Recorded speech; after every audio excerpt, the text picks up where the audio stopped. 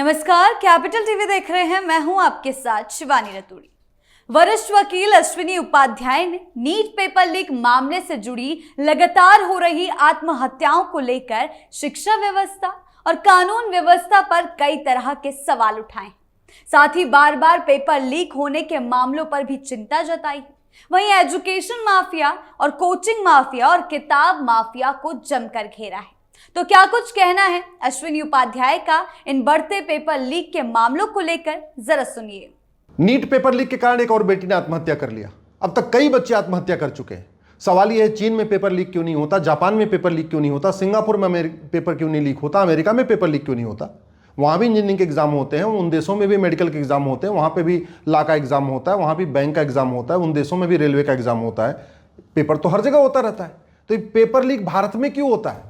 क्योंकि हमने एक तो घटिया शिक्षा व्यवस्था को नहीं बदला और दूसरा हमने घटिया कानूनों को नहीं ठीक किया। मुगल चले गए फिर भी मदरसा चल रहा है, अंग्रेज चले गए फिर भी कॉन्वेंट और मॉन्टेसरी चल रहा है, और एजुकेशन माफियाओं ने इतना सिस्टम को हाईजैक कर लिया है कि आज तक one nation one education board बनाना तो छोड़िए, one nation one education board पे चर्चा भी नहीं शुरू हुई। कोचिंग माफियाओं ने इस पूरे सिस्टम को ऐसा हाईजैक कर लिया है कि वन नेशन वन सिलेबस लागू करना तो छोड़िए, वन नेशन वन सिलेबस के ऊपर चर्चा भी नहीं हो रही है। और ये किताब माफिया जो 50 रुपए की किताब 1000 रुपए में बेचते हैं, इन्होंने इस पूरे सिस्टम को ऐसा हाईजैक कर लिया है कि आज भी एनसीईआरटी की किताब हर जगह पढ़ाई जानी चाहिए, इसके ऊपर इंप्लीमेंटेशन नहीं हो पाया। ये कोचिंग माफियाओं ने ऐसा सिस्टम को ऐसा हाईजैक कर लिया है कि जो 10वीं 12वीं में पढ़ाया जाता है वो एंट्रेंस एग्जाम में पूछा नहीं जाता, और जो जेई के एग्जाम में, मेडिकल के एग्जाम में, लॉ के एग्जाम में, क्लैट में, बैंक में, बाकी एंट्रेंस एग्जाम में पूछा जाता है, वो 10वीं 12वीं में पढ़ाया नहीं जाता। इसलिए अगर आपका बच्चा टॉपर भी हो, उसके फिजिक्स, केमिस्ट्री, जूलॉजी, बॉटनी में अगर 96% भी आए, 97% भी आए, तो भी उसका सिलेक्शन ना आईआईटी में होगा, ना उसका सिलेक्शन आपका एमबीबीएस में होगा, ना वो एनडीए में जा पाएगा बिना कोचिंग किए, ना बिना कोचिंग किए उसका क्लैट में सिलेक्शन होगा। एक बात समझ में नहीं आ रही है, जब बच्चा 10वीं 12वीं में टॉपर है, वो वहाँ अच्छी तरीके से पढ़ के आया है, उसके 95%, 96%, 97% आया है, तो फिर बिना कोचिंग के उसका सिलेक्शन क्यों नहीं हो रहा है? इसके ऊपर दुर्भाग्यवश न संसद में चर्चा हो रही है, न विधानसभा में चर्चा हो रही है। 5000 सांसद विधायक हैं, कोई एक भी सांसद विधायक ये नहीं कह रहा है अब समय आ गया है कि भारत में one nation one education board हो, वन नेशन वन सिलेबस हो, वन नेशन वन करिकुलम हो, एनसीईआरटी किताब मैंडेटरी हो, और जो स्कूलों में पढ़ाया जा रहा है वही एंट्रेंस एग्जाम में पूछा जाए, जो एंट्रेंस एग्जाम में पूछा जाता है वही स्कूल में पढ़ाया जाए, जिससे इन माफियाओं का नेटवर्क खत्म हो। लेकिन इसके ऊपर कोई चर्चा नहीं करना चाह रहा। दूसरा, इस देश में करप्शन सबसे बड़ा कारण है करप्शन, और करप्शन के कारण ये जो कोचिंग माफिया हैं, ये जो एजुकेशन माफिया हैं, ये जो किताब माफिया हैं, इन्होंने पूरे सिस्टम को खरीद रखा है।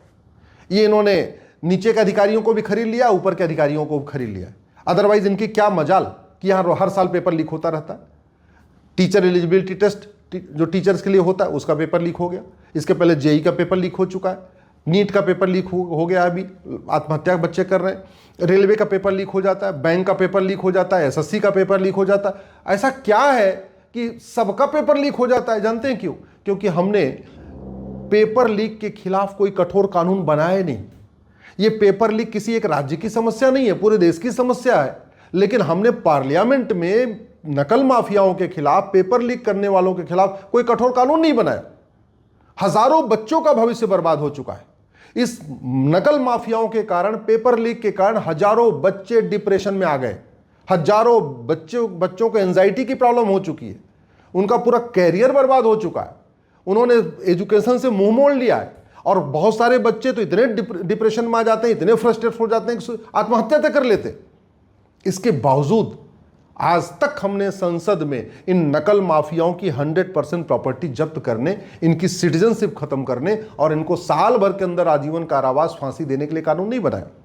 मैं फिर से रिपीट कर रहा हूं, 5000 सांसद विधायक हैं, वो ये बताएं कि ये चीन में पेपर लीक क्यों नहीं होता, जापान में पेपर लीक क्यों नहीं होता, सिंगापुर में पेपर लीक क्यों नहीं होता, ये भारत में पेपर लीक क्यों हो रहा है।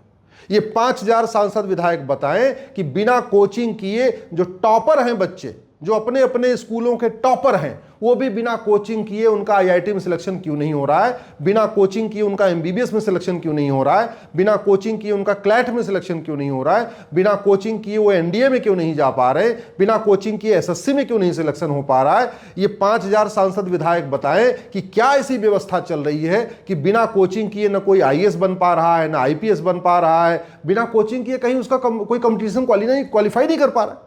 और अगर कोचिंग वाले इतने एक्सपर्ट हो गए, उनको पता है कि क्या पेपर में आने वाला है, क्या पूछा जाएगा, तो फिर वो वही बात स्कूल में क्यों नहीं पढ़ा रहे। पेपर कोचिंग वालों को पता है कि एंट्रेंस एग्जाम में क्या पूछा जाएगा, वो अपने कोचिंग में पढ़ा दे रहे हैं, और एजुकेशन डिपार्टमेंट को समझ में नहीं आ रहा है कि एंट्रेंस एग्जाम में क्या पूछा जाएगा, वही 10वीं 12वीं के बच्चों को पढ़ा दिया जाए।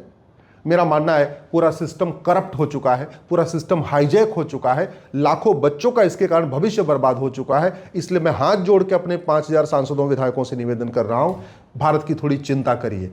भारत का जो पूरी दुनिया में यश था, वो था शिक्षा के मामले में, चिकित्सा के मामले में और न्यायिक व्यवस्था के मामले में। दुर्भाग्य देखिए, जो शिक्षा, चिकित्सा और न्याय व्यवस्था भारत में मुफ्त थी, सर्वोत्तम थी, आज वो शिक्षा, चिकित्सा और न्याय व्यवस्था व्यापार बन चुकी है, सबसे महंगी हो चुकी है। लोग बच्चे कम पैदा कर रहे हैं, वो कह रहे हैं इतनी महंगाई आ चुकी हम बच्चों को पढ़ा ही नहीं पाएंगे। लोग इसके चक्कर में कम बच्चे कर रहे हैं कि अगर 2 से ज़्यादा बच्चे कर लेंगे तो उसको हम ठीक से उसका लालन पालन नहीं कर पाएंगे, ठीक से पढ़ा नहीं पाएंगे, ठीक से कोचिंग नहीं करा पाएंगे। मैं सरकार से निवेदन कर रहा हूँ, इन कोचिंग माफियाओं की कमर तोड़िए, इन कोचिंग का कारोबार बंद करिए। 1990 के दशक तक भारत में कोचिंग का सिस्टम नहीं था। ये कोचिंग का सिस्टम आया है प्राइवेटाइजेशन के बाद, और ये इसलिए आया है कि ये पूरा एक मिला जुला खेल चल रहा है। मैं और ज़्यादा नहीं कहना चाहूँगा, लेकिन सच्चाई यही है, एक बहुत बड़ा नेक्सस जनरेट हो चुका है, क्योंकि कोचिंग वालों को पता चल जाता है कि क्या पूछा जाएगा, स्कूल वालों को नहीं पता चलता कि क्या क्या पूछा जाएगा। ये जो चल रहा है, ये ऐसे कोई स्वाभाविक बात नहीं है, ये कोई संयोग नहीं है, वेल प्लान्ड, वेल ऑर्गेनाइज तरीका है, जिसकी वजह से पूरा कोचिंग का धंधा फैला हुआ है। और माता पिता मजबूर हैं अपने बच्चे को कोचिंग कराने के लिए। जिन बच्चों के 96%, 97%, 98% फिजिक्स में आते हैं, केमिस्ट्री में आते हैं, जूलॉजी में आते हैं, बॉटनी में आते हैं, वो भी बिना कोचिंग किए न जेई क्वालिफाई कर पा रहे, न नीट क्वालिफाई कर रहे। तो ये फेलियर है हमारी शिक्षा व्यवस्था का, ये दुष्परिणाम है भ्रष्टाचार का। तो इसलिए भ्रष्टाचार के खिलाफ और इन नकल माफियाओं के खिलाफ सरकार तत्काल कार्रवाई करे, इसके लिए मैं निवेदन करता हूँ। वरिष्ठ वकील अश्विनी उपाध्याय का साफ कहना है कि बार बार होने वाले पेपर लीक से छात्रों का भविष्य प्रभावित हो रहा है, और शिक्षा माफिया, कोचिंग माफिया और किताब माफिया की भूमिका की भी जांच होनी चाहिए। उन्होंने मांग की कि सरकार और संबंधित एजेंसियां इस तरह के मामलों पर सख्त कार्रवाई करें, ताकि छात्रों का भरोसा परीक्षा प्रणाली में बना रहे और भविष्य में ऐसी घटनाओं को रोका जा सके। आपकी इस मामले में क्या राय है, हमें कमेंट सेक्शन में जरूर बताएं। धन्यवाद।